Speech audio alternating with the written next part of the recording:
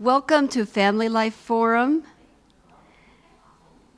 And we're so glad that you're here today. Our presenter is Gabrielle, am I saying it properly? Gabrielle Barrios. And her presentation will include a lot of really cool stuff. Steam inhalation, how to make elderberry syrup, seasonal remedies for overcoming fatigue, congestion, colds, and flu. Okay, Gabrielle is a certified health coach with certification in hydrotherapy, and that's called Light. You'll talk about that. And home herbal remedies. After overcoming years of chronic respiratory issues and severe allergies, through plant-based living and the Adventist health message, she is now the healthiest she has ever been. Gabrielle loves baking homemade bread, utilizing natural remedies, and sharing her light with others while waiting for Jesus' return. Amen. Wow, that's exciting.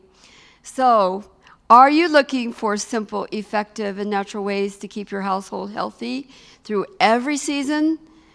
We're glad that you're here this afternoon for this practical presentation focused on restoring and maintaining health using the tools God has provided in nature. So we'll be talking today about seasonal relief, steam inhalation, elderberry syrup, and wholesome living. Let's bow our heads for prayer before we get started. Dear Heavenly Father, thank you so much for this presentation that we're going to have today.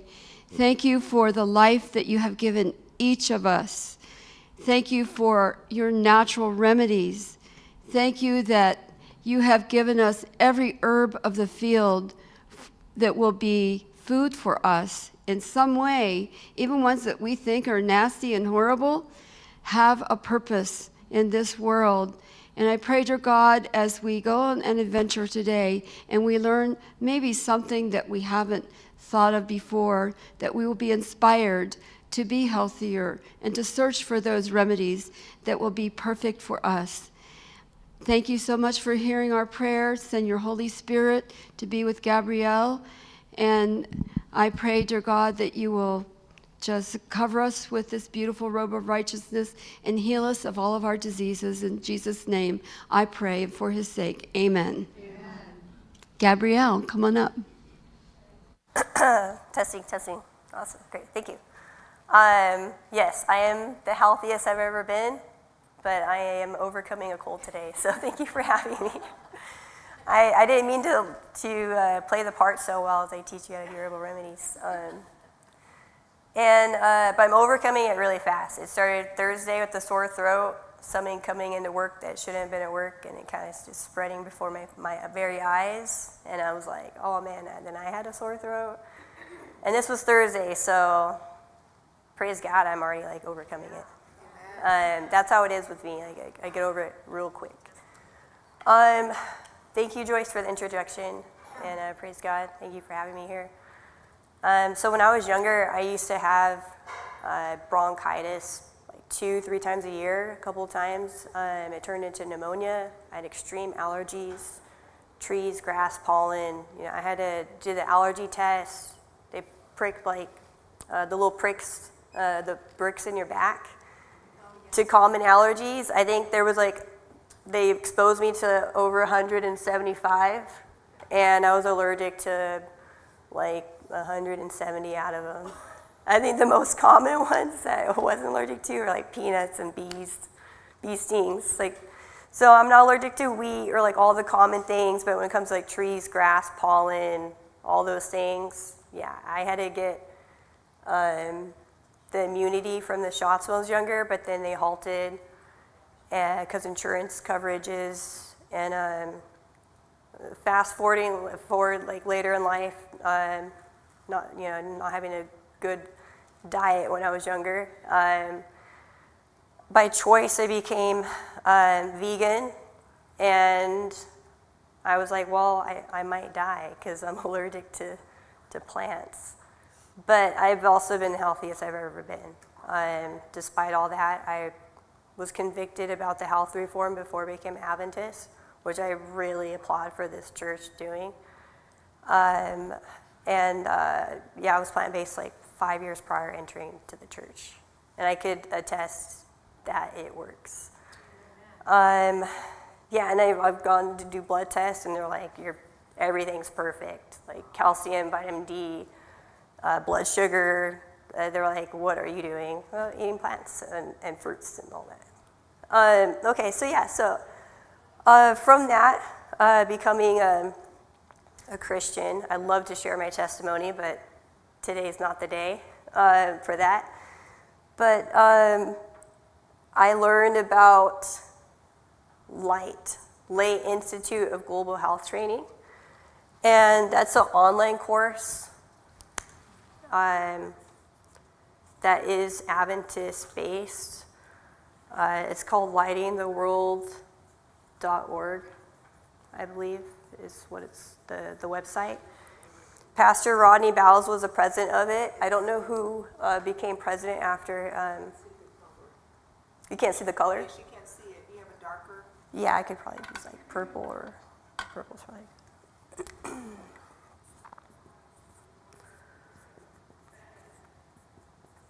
you. Sure. She said it's much better now. So I was on this health kick of not taking any prescriptions, antibiotics, you name it. I don't want to do it anymore. And when I came into the church, it was actually a Mentone SDA church, Seventh-day Adventist church, introduced me to Light. That you could do trainings online, like herbal remedies, hydrotherapy, the use of charcoal. And so I took a couple of them and got certified, and I thought they were great. And Lee Willard, it was an online instructor, he's a master herbalist, chose 3 books. I didn't bring the other one because that's more for like foraging and not knowing how to identify plants. I'm not that confident because things look too similar and you can get really sick really quick. And it also depends on, you don't know the strength of the plant either, because the time of season that it got picked, the soil, everything, the location. There's no measurable way of knowing the strength of it, and that's why you can't really patent like herbal remedies, because there would take way too much research to do to know the strengths and everything. But he chose these 2 other books. They're not by Adventist writers, but they're very good. There's a lot of studies. I'll actually open up 2 of them just to kind of give you a demo, like what I would do to cross-reference, and how I could share some things with you today as well. I like to start off with making elderberry syrup, and then as it's cooking, or as it's simmering, I'll open those up and kind of show you some examples. So I like elderberry syrup. In that class, there's videos on, I have all my notes, but how to make like homemade toothpaste, chapstick, calming infant formula, charcoal poultice, herbal lip balm, like Vitex extract to help with fertility. I mean, you name it, energy boost formulas, memory enhancer formulas. But I like elderberry syrup because it's just something that's just like very practical, very safe, and something that we could use and have in our fridge like all the time. The great thing is that it helps with colds and flus. It shortens them exponentially, and it helps prevent onset of cold and flu, or even allergies as well. If you even feel a little bit run down, you're like, I feel like my immune system's like, I'm still healthy, but it's like something's like, it's like compromised right now. You could take it and it can avoid you from like getting sick. So you could take it if you're feeling fatigued. It'll pick you back up. It's very, very helpful. I'll actually go to that page real quick before I start. So elderberry, I wrote just to save time, is on page 63. And then one of the reasons why I wanted to read straight from the book is that you could see how how great and informative it is. And I'm also not a master herbalist. I'm just a common folk that, learned and does things in my kitchen. Anything like you guys could do. I'm not like, don't think this is a real white coat. It's just a linen coat.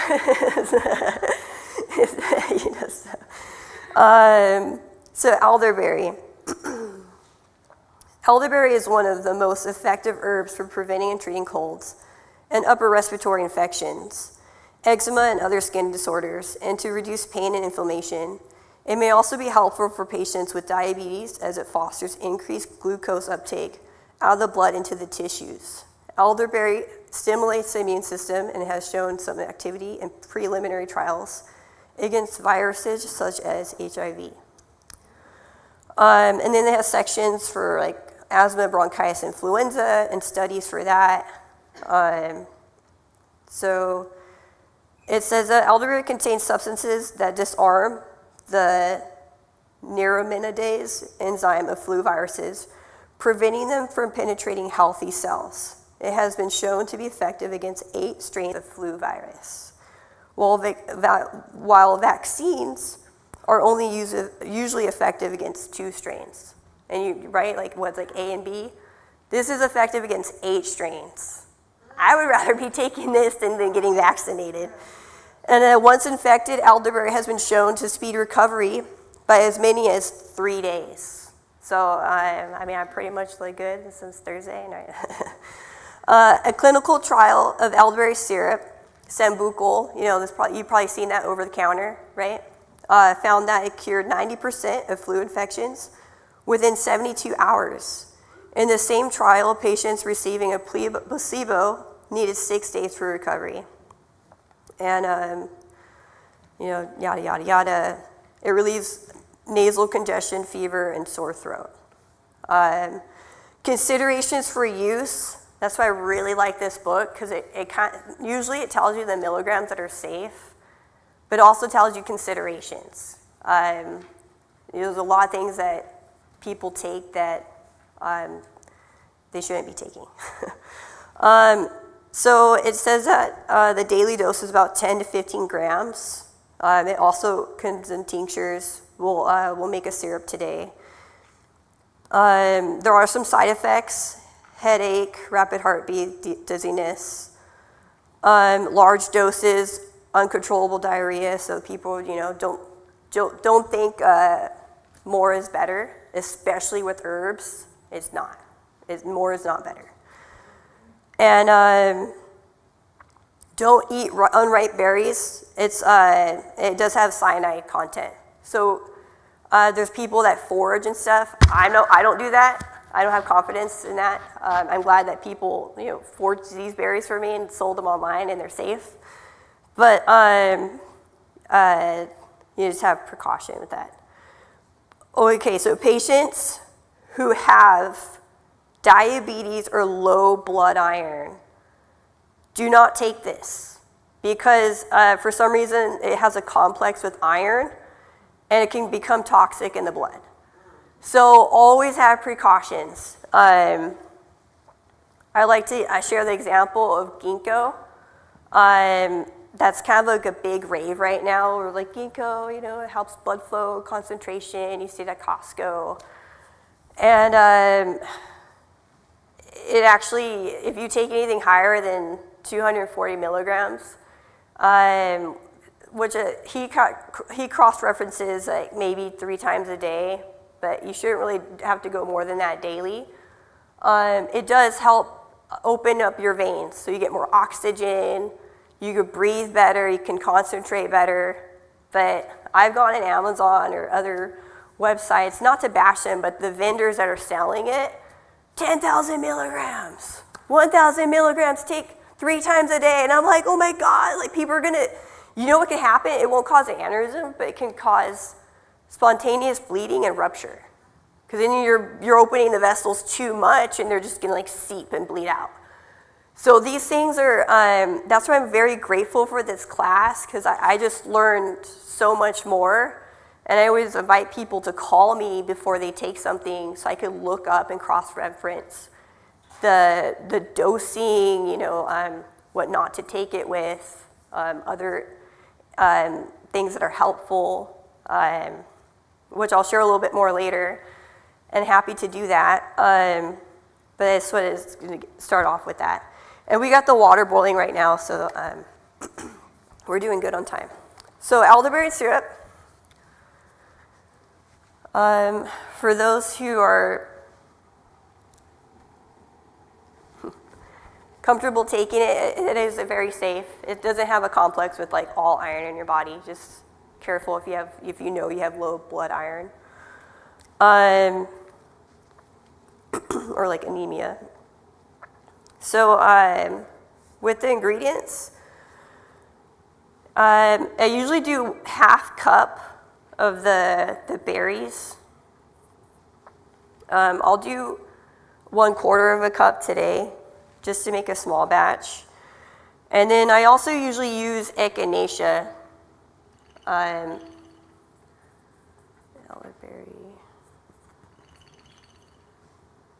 I'm blanking on spelling this. This one I use, it would call for a 1/8 of a cup. Echinacea's very good, but there's also some precautions, which I don't always, if I were making this for myself, or like a young, healthier like individual with no medications or anything like that, I would add it for sure, but since we may be sampling this today, I like to leave that out. So the elderberry has to be made? It doesn't come in a jar automatically?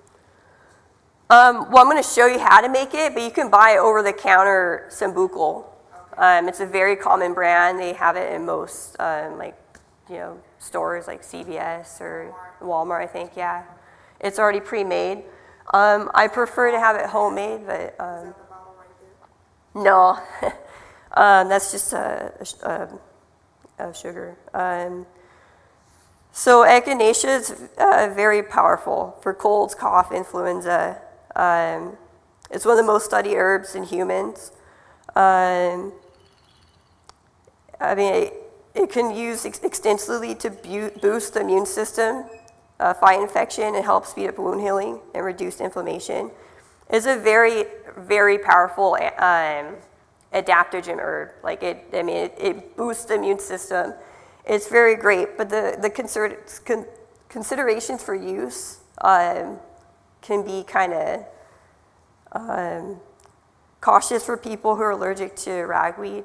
So if you get hay fever, then that means you're allergic to the ragweed family, and it's in the ragweed family, and so is chamomile. If you don't settle well with chamomile, and should be avoided during like people with organ transplant, over the counter. I think I saw that somewhere. Different medications for the heart. You don't want to use it with. It also has a chemical that deactivates the CYP3A4, a liver enzyme that breaks down a wide variety of medications. So if you're relying heavily on a medication for controlling a diabetes or heart, it might actually interfere with you taking that medication, like charcoal would, but in a different way. It would break it down so your body wouldn't take it when you need it. So that's why I'm not going to mix in here, because you guys might be on medication that I'm not aware of, and it would counteract with what you're taking. But usually I would make that because it is a very powerful immune booster. Let's see. So I'm just going to do just plain elderberry syrup with honey, which is okay. It works just as great. 8 strains of flu, right? There is an option to add in essential oils, such as lemon, ginger, and orange. Just a couple of drops at the end. It really enhances the flavor. And does anyone here like essential oils? Do you like swear by them? Yeah, I figure there's a few. Some people say don't take it internally. They say if it's therapeutic grade, it's safe. I wasn't sure if I should add them today. I normally do, but these are very powerful as well, and they're concentrated. They're strong. They definitely help. So what we do is we're going to put it in a double boiler so that it doesn't burn. I don't know if y'all seen a double boiler before. I didn't know what that was. I was like, a what? So you put it in the pan, and then you add water. So this is already like kind of boiling to save on time. This is really hot water. And so it heats it and it cooks it, but it doesn't burn it. I think I put too much water. That's okay.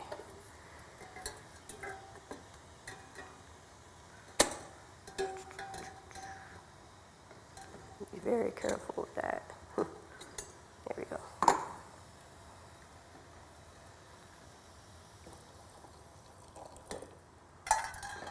I love pour spouts. Okay, so now I'm going to do half the batch. So I have half a cup of the berries. And Those are dried berries, right? yes, I bought them online. They're the whole berries, elderberries. Yeah, they're dried. And then so we'll reconstitute them, boil them down and then evaporate a lot of the water. So it's like even more concentrated. Do you have a question? Sorry, if you want to interrupt me. If you did have them fresh, do you know what the ratio would be versus the dried? I do not. Like, you're comfortable foraging them? I know a lot of people, they eat them, no problem. They know the differences in the species. I think that it would be safe just to, have you ever dehydrated them? No. Okay, you might want to dehydrate them and then just measure up like half a cup, or you can even do a quick Google search too, like, in the, what's it called, like the dry matter, the moisture ratio, and like how much you would use. And then, yes. Okay. We usually take questions at the end, if that's okay. Yeah, sure. If we could save our questions for the end, and then we'll have Q&A time. Okay, thank you. So I already got some filtered water boiling. I like to use like filtered water if I know I'm going to be consuming it for myself and others, just to speed up the process. So I added 1 cup of water. If I was doing a half cup of berries, I would add 2 cups water and then cook it for 20 minutes so that it turns into 1 cup.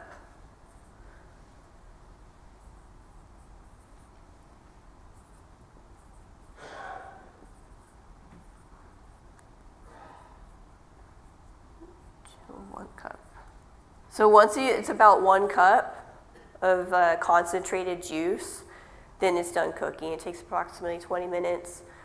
But I did half the ratio, so I'm looking for like half a cup. And then instead of adding 2 cups honey, I'll add 1 cup honey. And then you would stir at the end 2 cups honey. That makes about 24 ounces. It usually winds up being 2 full bottles and maybe a quarter of 1/3 of a bottle. I sterilize these too. What you do is just fill a pot full of water, dunk it completely so that they settle on the bottom, and bring it to a boil for about 15 to 20 minutes to sterilize the glass. So that way there's, you don't have to worry about like bacteria or anything like that, or mold. So with that, let's see. Well, okay, so we'll cook this for about, it might actually take half the amount of time. So I'm gonna just set the timer just safely for like 10 minutes. And then I could go more into the ginkgo explanation. Are you guys interested in this? Yeah, okay, good. I find it, very interesting. I like to use ginkgo as an example because it's like a big hype right now, and the milligrams are just way too strong. And there's a lot of precautions with it as well. And this is the German Commission E defines strict ways that ginkgo is to be prepared to avoid toxicity. And, I don't know if all these people online, if they're certified or master herbalists. Probably not, right? They're probably just like, oh, here's a market for this. I don't trust everything I see on the market, It can, let's see. If you have a history of like seizures or on anti-seizures or medicines, avoid the herb. Warns people that may interact with a class of antidepressants. Let's see. It could cause seizures. It's like, avoid taking it if you take Wellbutrin or Zyban. There's like a number of things. It interferes with over-the-counter painkillers and non-steroid anti-inflammatory drugs. A lot of people are unfortunately taking those things, and they're like, oh, I want to go to Costco. This says it'll help me focus better. I feel like I'm having brain fog, and then they just trust it and they take it. Not to scare you, but I felt like that was worth sharing. This guy is pretty cool. His name is James Duke. He actually mentions Adventism in here, which I thought was kind of funny. He's all, they live like very healthy, happy people on a plant-based diet. Like, oh, what? We're mentioned. I thought that was really cool. And he mentions ginkgo too. He said this herb increases blood flow throughout the body, especially to the brain. In animal studies, rats fed a ginkgo extract show definite increases in cerebral blood flow and tolerance to low oxygen effects. This sounds to me like a potential preventative and treatment for altitude sickness. You should try using 60 to 240 milligrams of standard extract a day, but don't go any higher than that. And he says that over again for a couple of things that he would recommend the herb for as a healthy individual. But he says don't go higher than that. And I kid you not, online, 10,000 milligrams. I'm like, what? That's a lot. And he didn't say grams, he said milligrams. So I was like, ooh, that's scary. For other, let's see. Oh, in this book, while that's boiling, there's also, in the first section has very common herbs. I think there's like over 100 of them, A to Z. You could just look it up. Oh, it's elderberry, in the E's. And then towards the back has actual health problems. Infertility in women, hyperthyroidism. Let's see, we got a section on cancer and the diagnosis of it. Let's see, we have, what page was that on? Common cold, that one's great. I don't know if you can see it, it's kind of worth showing. But it has an explanation of what it is, what types of viruses that usually cause it, and it's almost like one of those printouts that your doctor gives you, like has like a whole like explanation of what's happening. You're like, whoa, this is very great.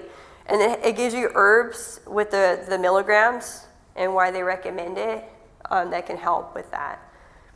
So I like to cross-reference these herbs, like, okay, well, it's listed as a potential help, but is it really relevant to, my situation? And I cross-referenced it. So elderberry's in here. It lists sambucol. It says take as directed on the label. Promotes sweating and can help to break a fever. It also contains antioxidant flavonoids that protect cell walls against foreign substances. Ignatia speeds recovery, reduces risk of catching cold. And it tells you you would have to take at least 900 milligrams daily, or juice, take 1 teaspoon, which is equivalent to 4 ml 3 times a day. So I like it gives you like dosing as well. Ginger says you can make it into a tea by adding 1/3 teaspoon of powdered ginger to 1 cup, or drink 1 cup 2 to 3 times daily. It stops head and chest congestion, malaise, and chills. So those are just examples. It even says like shiitake, it's like the mushroom, 3 grams 3 times daily. Cook if desired. General immune stimulant, good for colds that follow periods of stress. So I think this book is like really cool. It also has some like Chinese traditional medicine that I don't particularly agree with, because a lot of those herbs aren't in here. I never heard of them, and so I don't really trust the side effects of them. But that's just a personal opinion. So this is going really nicely. So at this point, it's just becoming more concentrated and evaporating the water. All right, what else did I have here? Oh yeah, so you like ginger root tea. I like the non-caffeinated herbal roast teas. Those are good. Honey sticks. These are all good, when you're having a cold. Ginger turmeric juice. Ginger is actually very strong. It helps with sweating. Really powerful anti-inflammatory. It has just a number of like really good things. Really good for a cough and cold. I have the ginger extract as well. They usually add in at the end. And you could, when you add this to honey, that's actually your preservative, is the sugar. And it makes it taste better. Kids love it. But you don't have to just use honey. You could use blue agave. Just as an example, there's carob molasses, which would be really cool to make that and then make cookies with it after. And you're like, yes, overcome this cold. They're like, I love mommy's cold remedy cookies, right? Like that would be like, get creative so that it's fun and tasty, right? I'm not a parent, but I can only imagine.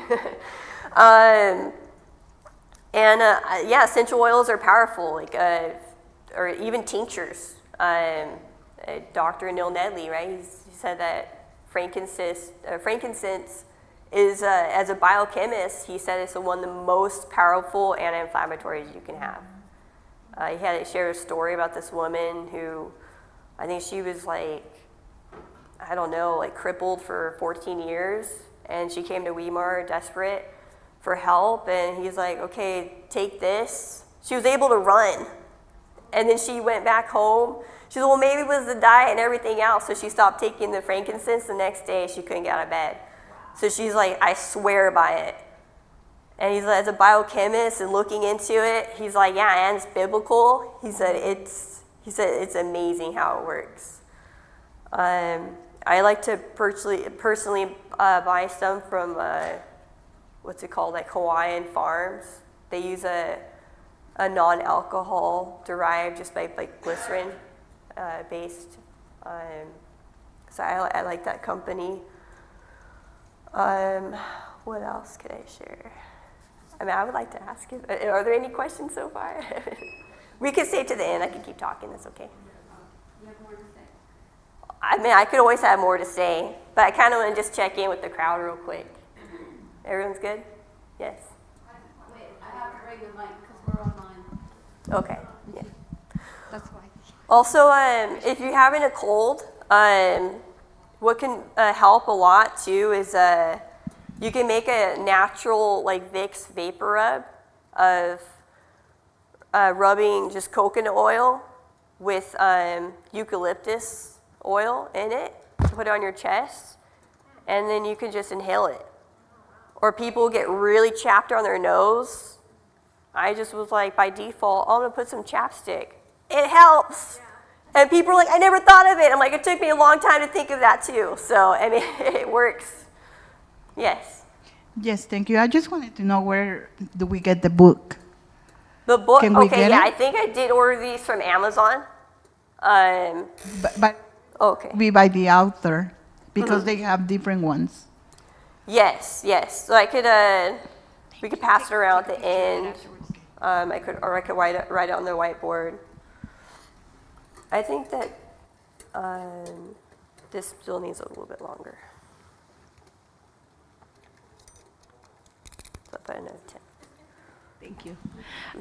I just wanted to add something to basically piggyback on what you said about the interactions, like the drug interactions with some of the herbs. Yeah. And I kind of take the liberty to find like herbs, or I will harvest them. I mean, if I'm familiar, if I'm comfortable and I really Sure, know yeah. how to identify them, we do harvest like herbs and different berries, different things that grow in the wild. And a lot of relatives' hesitance is because they already have chronic disease and they're like, oh, but this is going to interact with my medication. So when you go into research it, you know, and you really see why you can't have, you know, specific, because the drug bottle will say don't take with these, and these, Right. which is totally understandable. And I'm not overriding anything, any medical professional, because I'm not a doctor. Right. But just to kind of add to what you said, the interactions many times is because the herb does the same thing that the drug is doing. So if you take the herb with the drug, it's Yes. literally doing the same job. So it's like, for example, your blood pressure can plummet, or or if you're already taking a diuretic and you take something else like like dandelion root or something, it's gonna increase that effect. So Right. it's gonna cause problems, because in some cases, in these cases exactly. yeah. But yeah, so it's really interesting the more you read and like study why you can't have certain things with certain drugs. Yes. It's because like nature's medicine can do Yes, that, have it that. is our yeah. medicine. Yes, Yes. It brings the same effects as the pharmaceuticals. Yes. So Well, thank you for touching that. Thank you a lot. I read that book from front to cover, like to front to back, and it was saying that like St. John's wort, don't take it while you're taking antidepressants. It's just as effective. And ginger is actually more effective than Dramamine with all types of nausea, morning sickness, just nausea from being sick or motion sickness. All types of nausea, ginger will help with. And they found studies time and time again that it's more effective than over-the-counter Dramamine or motion sickness medication. What else was there? For some reason, I had mixed it up with warfarin, but metformin, I think that's what they use for like people with diabetes, yes. It has a series of herbs in it, like I think 6 or 7. French lilac, goat's rue, there were some other ones that are actually help regulate the sugars so much that it just really just breaks down and keeps it steady. But they add some other things in it so that they can patent it and sell it. But it was actually the herbs in it that's so effective that they found that people that are on it, I think, live longer than some people that weren't in a control study, because their sugars were just so like steady. I was like, wow, that's really cool. Yeah, sorry. First. I had a couple questions. Yeah. One, with elderberries, is it just antiviral but also antibacterial or fungal, or just antiviral? I don't think it's antifungal, for sure viral. I would think bacterial too. Okay. Just because like colds can be both viral and bacterial. And also on the echinacea, I'm understanding that needs to be cycled on and off, no more than a 2-week period. Yes. So that's another So will your thing. body also get used to elderberry, or is that also cycled? Elderberry is not cycled as far as research goes. Okay. You could take it continuously. It's safe. I don't take it more than needed. I think at some point it's, not really necessary. So it's more like as needed, prophylactically, or just when you're having a cold or you think you're going to come by with a cold or something, or allergies. So you may have to use it, like if you have a lot of allergies, you may use it more frequently than the other person. But I wouldn't just like take it every single day religiously like a vitamin. It's not meant for that intended use. Okay. Does it answer your questions? I think so. I had another one for ginger, as it is an expectorant in a way that if you're starting to get sick, Yeah. it will drive things out before it gets internal. Yeah. Do you need to, like these things that help your immune system, if you have autoimmune disease or you're on medications to decrease your immune system because your autoimmune disease is in overdrive, will taking herbs to help your immune system counteract the drug that you're on to keep it sedated instead of ramping it up? That is a very serious question that given the examples I shared and what I've read, some things are going to interact with medications. So yeah, Well, don't that's take my it. concern is, Yeah, I think that's a if you have legitimate rheumatoid concern. arthritis and you're on Skyrizi. I'm not a master herbalist. I can't say a complete yes or no, but some things, an herb is the same as your medicine, so now you're taking twice as much. Other things interfere with it, so it may break down that liver enzyme so that now it's not absorbing that medication that you need. Or activated charcoal, really great, binds to everything. It's the most sterile thing you can possibly ever take, and it's amazing. But if you take any medication at the same time or within 2 hours of taking it, it's literally just going to bind it and waste it out. Your body's not going to absorb it. So if you need that like heart medication or something else, timing is key. But some things stay in your system for a while. So it's like if you're taking this, avoid this completely because it's actually going to stay in your liver and it's going to break it down and you're not digesting it. Okay, thanks. Oh, she answered your question. Those are great questions. I wish I was more confident. That would be super cool. I think they actually might be adding a master's class online on Light. I'm like, how are they going to do that? But it's something that they said they're going to work on. My question is not as cool. I'm sure it's just as cool. What herb helps with vertigo? Ginger, for sure. Yeah. I actually looked that up for somebody who had vertigo at the gym, and I overheard him talking. And I was like, yeah, I bet you I could look that up, a herbal remedy for that. And he's like, huh, okay, share it next time. So then I brought it to his attention, and he was like, his jaw dropped. He's like, you were right. I actually looked into it thinking I could beat you to the answer, and you literally just verified everything I looked up. And I had it like written down on notes and why, and he was like, and I've been trying it and it works. Ginger helps with everything. Question. Yeah. Yes.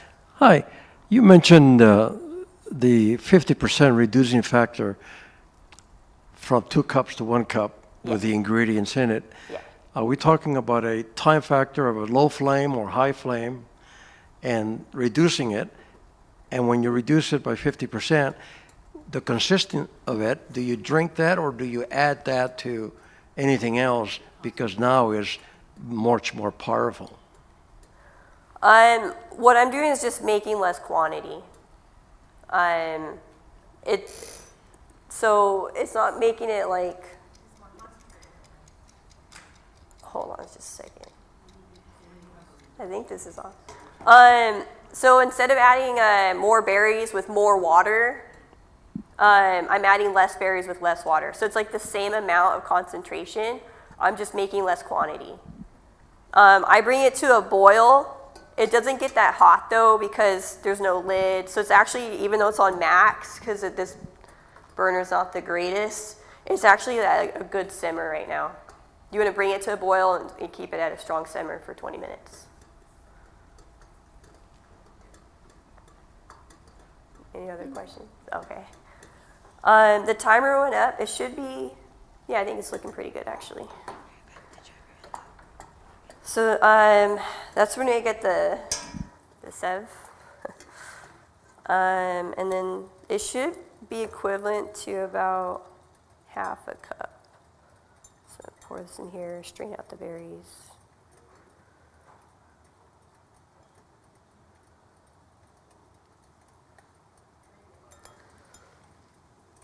So it's a little bit more than half a cup. If that happens, well, you can just pour it back in and cook it longer. It doesn't have to be, like if you were like crunching on time or something, it doesn't have to be precise either. Like if it was just like close to it, I'd be like, okay, we're good enough, you know. But I could just cook it a little bit longer. And then, okay, I don't know if you heard the myth of like wild honey. Like if you have bad allergies, take local honey from wildflowers because it's supposed to like introduce you to local pollens. I looked it up, some pretty like reputable sources that's a myth because most people are allergic to flowers. And the bees only get from flowers. It's usually the fragrance that annoys them. And I know for like myself, like I'm allergic to like trees, grass, and pollen. Bees don't get that kind of pollen. So I'm not benefiting anything from the honey from the flowers. I thought that was like an interesting debunk because I know people swear by it and they give it to their dogs. And yeah, so I just wanted to, you know, share that. I don't know for absolute certain. But I figured if I was going to share it, I may as well like really verify if it's true. Because I was like, oh, maybe it is true, and then we'll use this honey. But I was like, oh, that got debunked. So, but I brought it anyway. Yeah. Let's see what else. Just for a quick question, would you mind going over the full recipe of your elderberry syrup really quick? Yes. Yeah, of course. Okay. So it's if you want to make double a batch, like a couple of these bottles. Well, let's just start with like a single batch, and then you can add or subtract from there. Okay. Yeah. So it's usually half cup of single batch. Okay, got it. So I'll just do 1/4 cup of elderberries. Do you want me to scratch out the echinacea, like just the recipe today? Whatever it is you're usually using, that's the recipe I'm asking about. What I use as like with somebody who's on any medications and relatively young, but not that young. I usually also add echinacea 1/8 cup. Like my sister here said, like don't use it longer than 2-week period, which you don't need to. You overcome sickness like way faster than that. 1 to 2 drops, probably like 2 to 3 drops each of lemon, ginger, and orange essential oil. Oils, you cook it in a double burner and simmer it for, you add 2 cups water. In this case, you would add 1 cup water and simmer, actually the echinacea would be like 1/16 cup. And you simmer for 20 minutes until it makes about half a cup of juice or concentrated liquid. And then you would stir in 1 cup of honey. And then you would add the essential oils.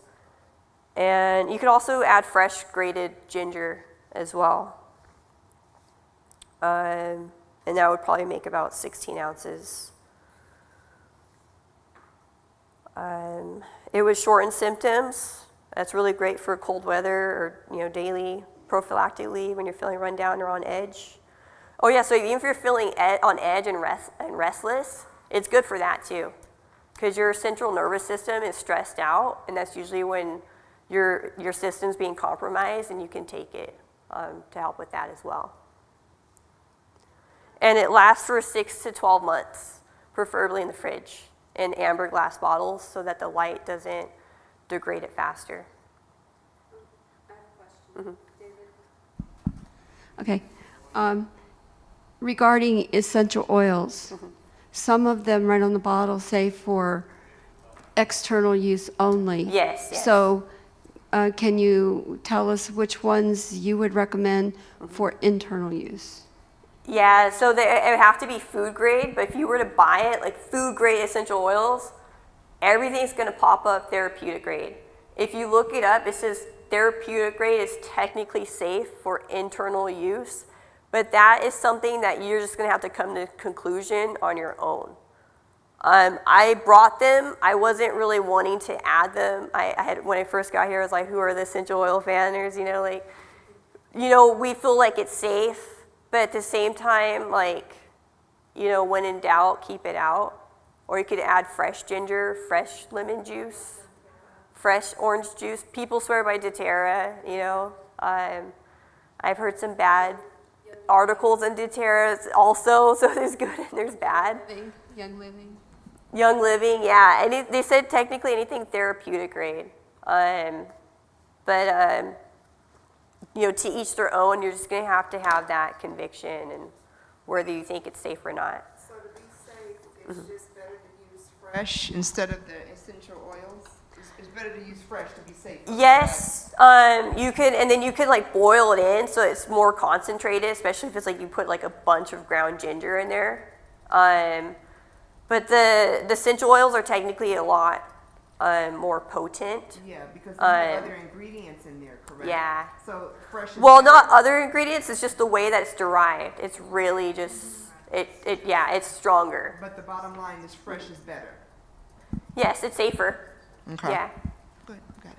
And it's alcohol free. That's what I'm saying, see? I could put some glycerin tinctures Yeah. in here, but it's just not as, it's potent. Because some of that stuff has alcohol in it. Yeah. When in doubt, keep it out. Right. So we'll just do elderberry and honey today.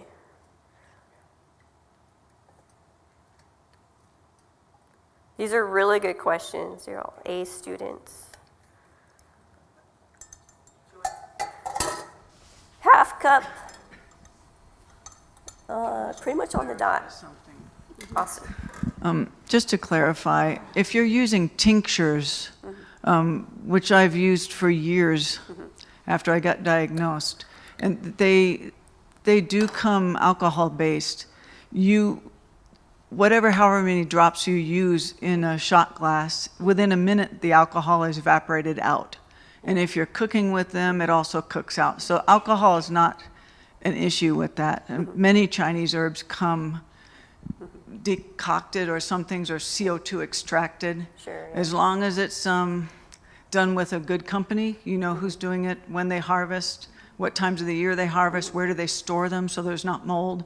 You need to know your company if you're going Yeah. to buy them. Yeah. If anybody wants to know any companies of tinctures, they can ask me after, I'll let you know. I've Okay. already done the Yeah. research on it. That's good. That's good. I've used some that were actually, one of them was Adventist based, and I was like, oh, tincture, this is great. I mixed in some orange juice, and I thought I was drinking a screwdriver. I was like, I could put a match in my mouth and blow out fire. And I wrote him, and he was very offended. And I was like, I'm offended. I quit alcohol, and here I am, feeling drunk. What the heck? I like the glycerin base. It maybe not be as potent, but it's pretty potent, and you drive it just the same. But yeah, essentially, no pun intended, it's a lot of it's evaporated, especially if you cook it more after, in here or something. So I'm just gonna add 1 cup of honey. I know you're probably thinking that is a lot of sugar, right? The cool thing with this recipe is that you only really need, I think it's, I'll have to verify, but it's about one tablespoon a day. For children, you would add, it's a quarter of the amount. So they would have like a little less than a teaspoon.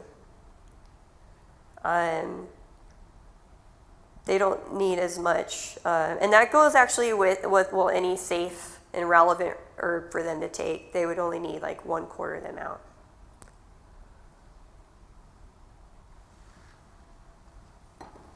So we just stir it.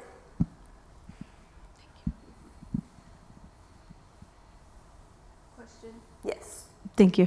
I was just going to say, you said also the honey serves as a preservative as well, right? For the syrup? Yes. Oh, okay. Well, I mean, just think about like the sugar. I mean, it never goes bad. Right. It just sits on your shelf. Yeah. So this is the preservative of it. And then it's recommended to use amber bottles so that the light doesn't break it down, and to keep it in the fridge. Does it have to? No, but it really helps the shelf life of it, and it lasts up to 6 months to a year Oh, okay. of shelf life. Yeah, I had I made a elderberry concentrate one time. We caught the tail end of the season. We were in Mammoth, so I brought some berries, not too many. So I was able to make like a small mason. But I mean, I didn't have any amber jars. But it makes sense when you talk about the light not penetrating Right. as If you're much. gonna, so my sister's, kind of picky, but she gets the flu sometimes. And I was like, I made this elderberry syrup. I want you to try it. And I was surprised when she was willing, because I'm like, for her, it's like, ooh, would I trust you? And I'm like, it's safe. She was like, it was so good. I started chugging the bottle. I'm like, it's not meant for that. You only need like 1 tablespoon. But she was like, my body was like, and now she has elderberry syrup like in her cupboard all the time. It may be store-bought, but some really good reputable brands. And now she swears by it. She's like, yeah, anytime I feel sick or have a cold, and she's been getting sick way less, substantially less. I remember she used to get the flu all the time. And now it's like, I was just thinking the other day, like, when's the last time she was sick? And yeah, so like, well, it's that elderberry. It was kind of funny though. She was treating it like back in the day where they like take a little medicine or something. Like, I was like, whoa, it's not. Yeah, it's not that kind of medicine. Yeah, snake oil. It's funny. Good heavens. So then just pour it in here and pretty much let it cool down, and then put the cap on it real tight and put it in the fridge. Yes. Just to recap, for someone that does not take medications, did you say that there really are no known adverse side effects? For elderberry? Yes. For elderberry, let's look. And then also, did you say 1 teaspoon or 1 tablespoon per day? Yes, I believe it's a tablespoon. Let me confirm. My memory is not as sharp as it used to be. I know you're probably thinking, like, really, how old are you? I'm 38. 1 tablespoon. But for children, it would be like a quarter of a tablespoon. You'd always put like 1/4 of the dosing. Again, you don't have to use honey. You can use agave, date paste, molasses, barley malt syrup. Elderberry is generally safe, but even ginger and cinnamon, there's precautions too. So let's look it up. I think I had said it earlier, but I don't really quite remember. I mixed it up with the other ones. It says considerations for use. Just some reported some side effects, including dizziness, headache, convulsions, and rapid heartbeat. I mean, that's it. No, I was kidding. I mean, a lot of the medications we take, it's like potentially death. And you're like, depending on how critical it is, like, if that's your last resort, you got to take the risk, and definitely pray to God. He's going to strengthen your prayer for sure. Large doses can cause uncontrollable diarrhea. I mentioned that earlier. Be careful with unripe berries due to the cyanide content. Should not be, this is the one that I was talking about with diabetes and low blood iron. It can actually cause a complex with iron and cause it like toxicity. So if you know like you're extremely like anemic or on the verge of it, I wouldn't take this. But generally, it is considered safe. But you would think with all the stuff that you're putting in it, like the natural stuff, it wouldn't have no side effects in it, though, right? The berries are from a good source. I haven't died yet. No, I was kidding. It actually is a very reputable source that I think Lee Willard had shared himself in the class. And they're additionally cooked. I mean, just some buccal, there's like hardly any side effects from that. Okay. It's just more natural than that. Again, like you're just gonna have to like weigh the pros and cons. Because if you really look into like everything that we take, or even the stuff that's in your cupboard as spices and seasonings and herbs, Yeah. you can't really like, you just ask God to bless your food That's at true. this point. That's true. That is true. Yeah. Yeah.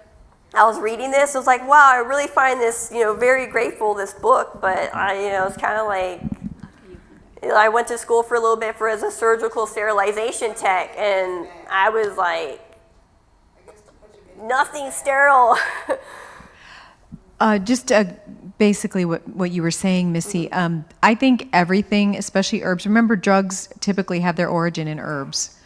And Yes. they take those herbs and they concentrate them, or they find a synthetic version of it and concentrate it. So anything, each person can be different because we're all different. If you're going to try something, basically you're taking your own health in your own hands, but you do your research, and you maybe start, if you're concerned, start with a little bit and see how it affects you, and you can build from there. But I would never say something has no side effects.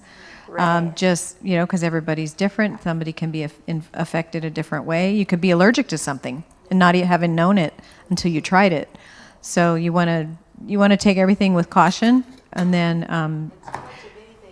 and do your research. Yes, yeah. Do what is the temperance? It's self-control in the things that are good and abstinence from the things that are bad. So even good things can be taken in excess if we're not careful. Right. Well, we're going to, thank you, those are really good questions. We're going to have to transition into our steam inhalation. Yes, one more question. Sorry, it wasn't a question. It was also kind of on the comment, the same aspect in that. I know somebody who's allergic to rice, and they're deathly allergic to rice. So when you talk about the more natural, it should be fine. Just like exactly what Laura said, you never know. And also, I knew somebody. Well, I didn't know them personally, but I made a comment of, you can never have too much water. And I was like, water's good for you. Yes. And I was like, water's good for you. You can never have too much. And my coworker was like, actually, that's not true. My grandfather can only have X amount of ounces a day because he can get really sick. And I was like, this is water. But, just to kind of take that into perspective of everybody's bodies, different. Yeah. Oh yeah, you could self-drown by drinking too much water. Yes, so he ended up. I remember this radio station did this contest, and they said like someone had actually died during the process of trying to win concert tickets because they depleted like all their electrolytes and they self-drowned. And I was like, whoa, that's insane. Yes. We could get some spoons if you want to sample. I also had like 3 little sample things I could fill up and raffle off. I don't know. I sterilize them too. I'll get some spoons. Okay, great. And then we can transition into the steam inhalation. It is a form of hydrotherapy because you're using the use of water. It's not as maybe advanced as a fomentation, which I have some friends in here that have seen. That was going to take too long, so I just wanted to do steam inhalation. They missed a second class, so you get to see it. Does anybody want to volunteer? Anybody? It sounds like we have one. Dennis. Who's Dennis? Hey. Yes, please. Let me move this first. Thank you. That on there. And then I can get this side. Thank you. Perfect. And I brought some honey sticks too. Yeah, I could pass them around. Everyone loves free gifts, right? No, just kidding. Michelle, can you help me with this?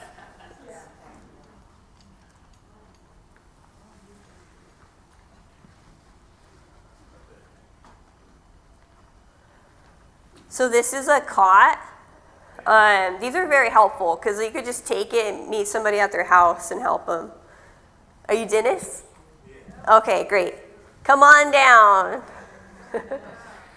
Woohoo! That's, and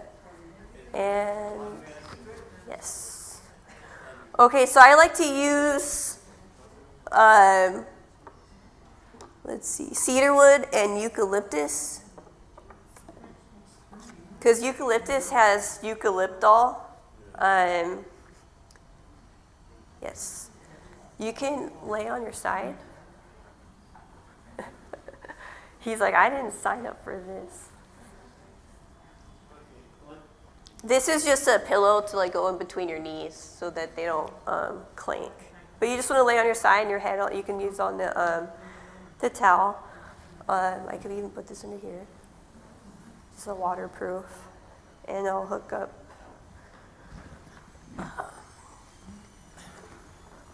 Is that comfortable? Great. No? Like a pillow on my head, but anyway. You need another towel for more head support? So what can we do with the honey sticks? Can we chew them or? Yeah, I mean, they're just honey. Yeah. Okay. Like another. Is that? You could scoot down a little bit too. So what I like to do is like a really cool hack is let me move this a little bit back. Is I get the essential oil diffuser and I set it right in front of the steam. I really like this pot because it has an opening, so when it steams out, but it's far enough where it's not going to burn his mucous membranes. But then I'll have the oil diffuser on in the same direction with cedarwood and eucalyptus. So cedarwood has a natural expectorant, so it breaks up mucus for you to be able to hack out. And eucalyptus has eucalyptol, which is a really strong anti-inflammatory. And let's see. So pretty much, it's gonna blow the steam like in the diffuser right to like his face. Smells good, huh? So this is where did you want this pillow between your knees? Yeah. Okay, just a moment, it's a little bit more comfortable. Okay, so you're like, wait, what is this? You know, bad luck. No, I was kidding. Okay, so this is, bear with me. This is a really cool hack. So you, yes, it's raining. That's why you got sick, you're out in the cold. You can get a sheet or a thin blanket. And you're gonna make a nice dome. So when he's resting, it's gonna trap in that steam. And so instead of it just blowing past him, he made a nice pocket for him just to inhale it and to really break down that mucus. Taking your vacation early then is how. Yes. Hawaii? Right, so the eucalyptus breaks down the mucus and lowers inflammation. Again, the cedar was an expectorant. I think I covered everything. Yeah. Oh my goodness. He's funny. Okay. Did everyone got one? Did you pass around? Yeah, okay. Did this side get one? Yeah? All right, cool. We have spoons too if you guys want to try the syrup. So pretty much at this point, like the person you're treating, maybe yourself or maybe someone else, just give them as much time as they feel comfortable with, maybe 20 minutes, 15. If you're not feeling too spry and you're on your own, what you could also do, the table got over here, is that I pour boiled water in a safe a safe dish, and I sit in front of a table with a blanket over my head like this, and with maybe like 12 inches from the pot so I don't burn, with eucalyptus and cedar wood, and I just inhale it, just sitting at a table inhaling it, and it'll only stay hot for like a little while, maybe like 10 minutes with the steam. That helps too. Just breathing it in, or this one's like a little bit more advanced because you can rest comfortably on your side. You can make a little dome, and you have the hot steam continuously flowing in front of the diffuser. The diffuser is optional. I think it's a really great hack though. So the water's almost to a boil. So it's going to come out more. You can always set it back like further so it doesn't burn, but it'll probably only go about this far, and then you'll get some of the steam. So it should bring to a rapid boil really soon. It'll start making that.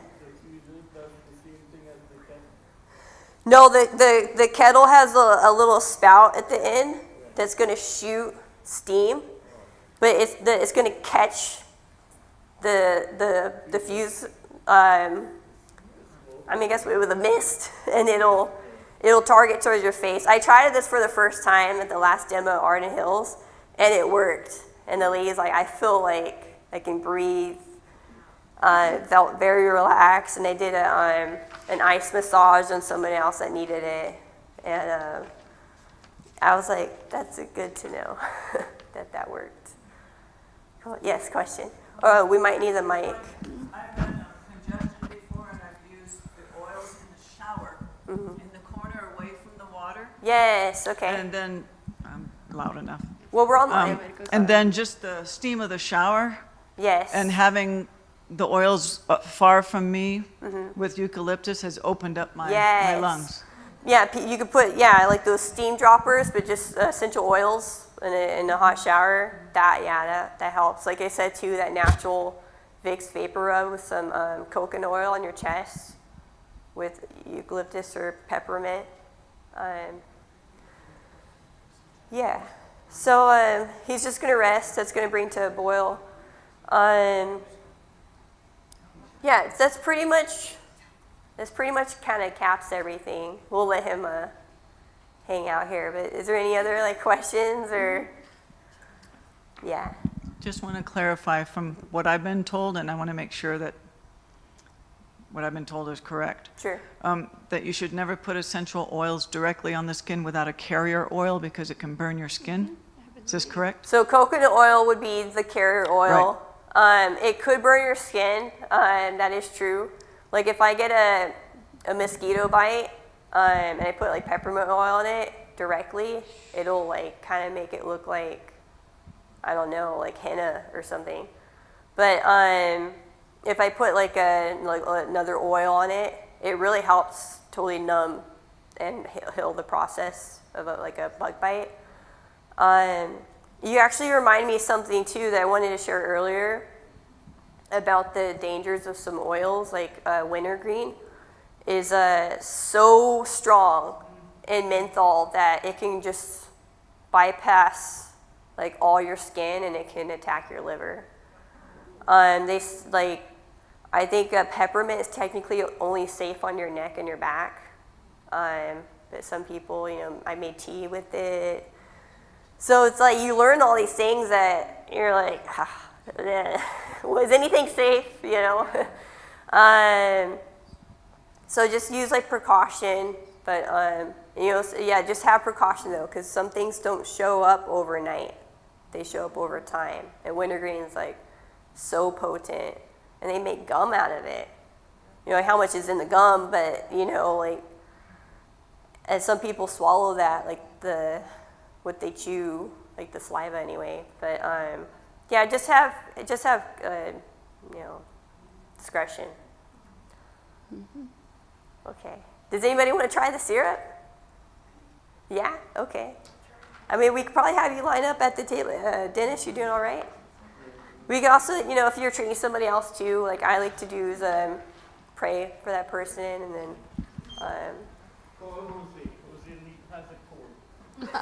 Who has a cold? He said to pray for Jose. He's got a cold. Oh, he wants the sample. You want to try the syrup? Come on. Huh? It might cure your cold. It might cure your cold. Go try some. Yeah. Okay. I was gonna say, I also heard bergamot. It cures cold, right? Like with, Oh, bergamot? yeah, and then like if with sun exposure, it can like really be harsh on your skin. It'll cure Really? anything. Yeah. I know bergamot's really good. No, yeah. Sure.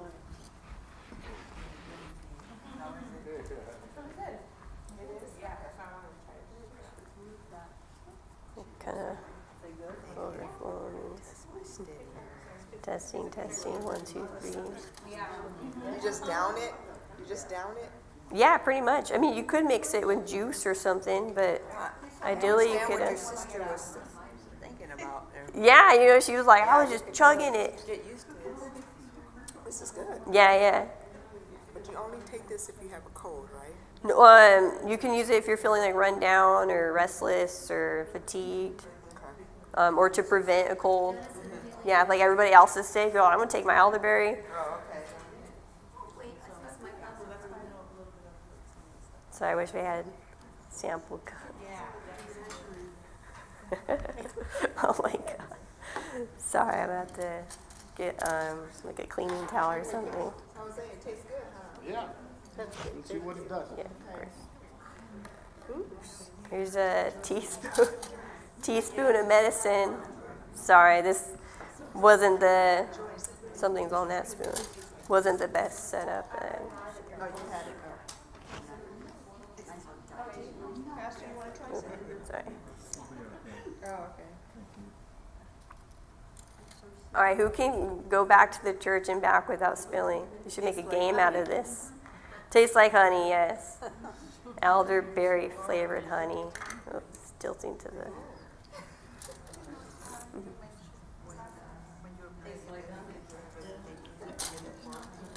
The metformin? Yeah. You were saying that it's safe?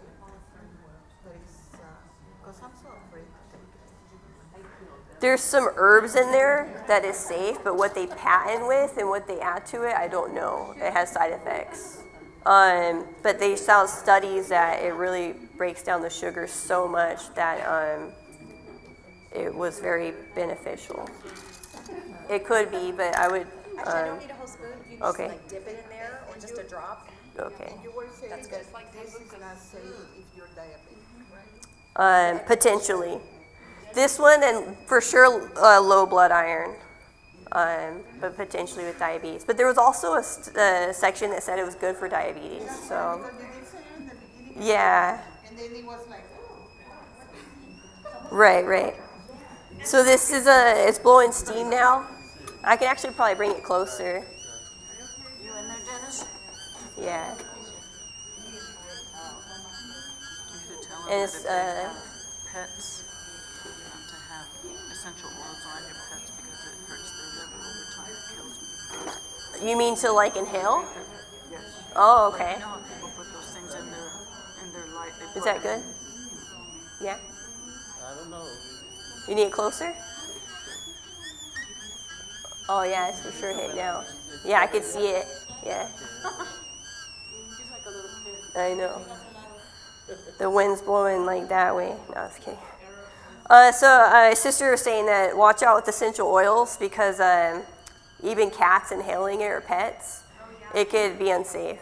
I don't have mine on too much actually, but yeah, inhaling it would just probably be as damaging as like eating it. Maybe not as damaging, but yes.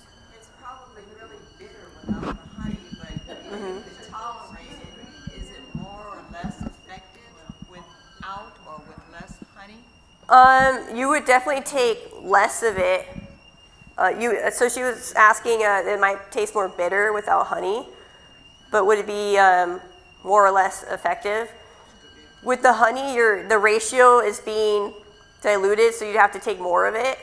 And if you were just taking elderberry syrup, you're probably like, you'd probably do like a teaspoon and a half.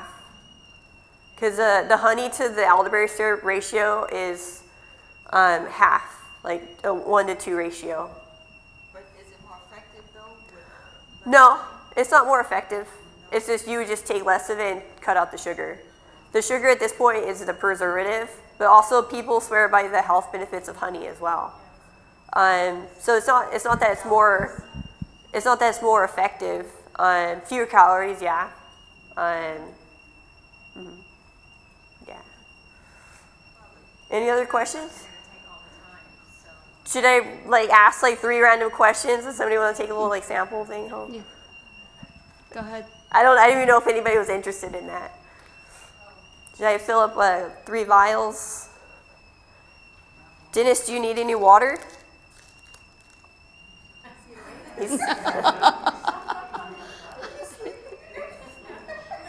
How you feeling?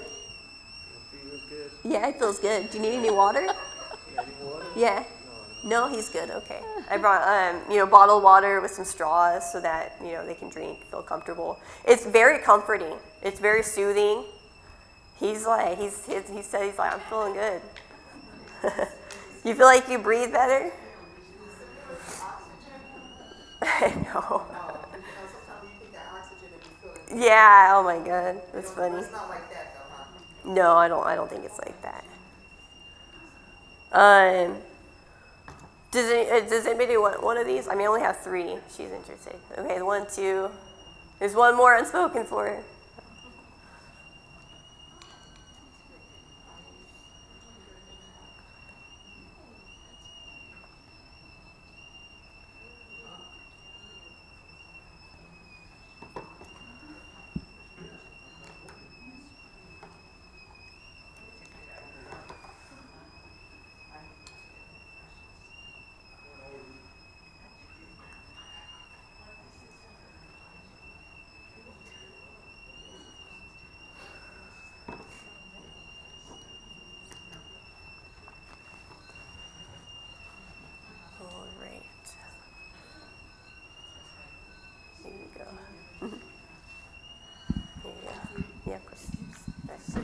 You want one?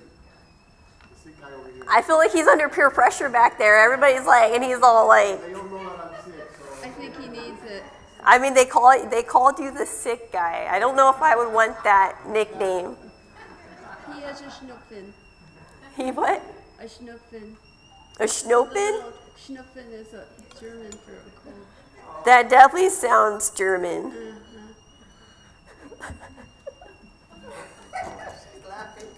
I think that's so funny.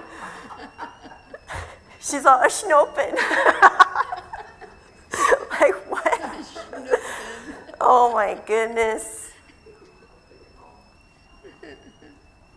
This is your report. This is okay. All right.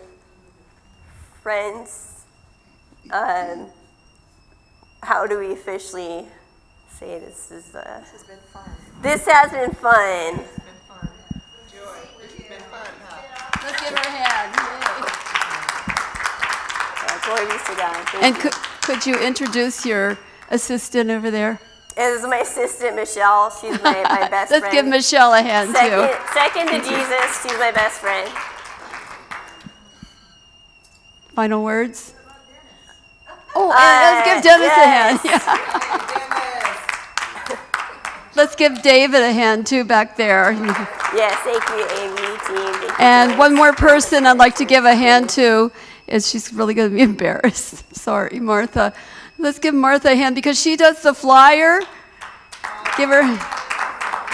And she gave me the contact. So Yes, let's give yeah. her a big hand for that. Thank you, Martha. So that helps when you share. It's even the gospel helps even more. But yeah, amen. Praise God. Okay, I'm going to close the meeting here, sort of, but I'd like to give you a little thank you from the church, and we'd love to have you come back again and do another. Oh, my testimony? Oh wait, Yeah. you have I don't have time today. 4 minutes. No. It's, We'll have you back. if you want the good version, it's probably like an hour. Okay, all right, we'll But have you I can back. even condense that and add more stories See. along the way. Jude.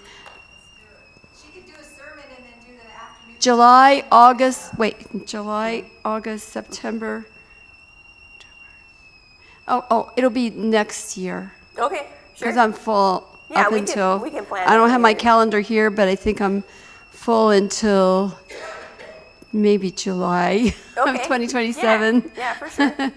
Okay, all Praise right. God. I'm going to come up here and want to tell you guys about our next presentation for Family Life Forum. Oh, scared me.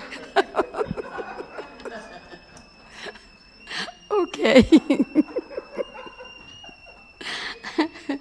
Okay, our next presenter is Antonius D. Brandon, PhD, and his topic is My Partner is Difficult, and that will be September 12th.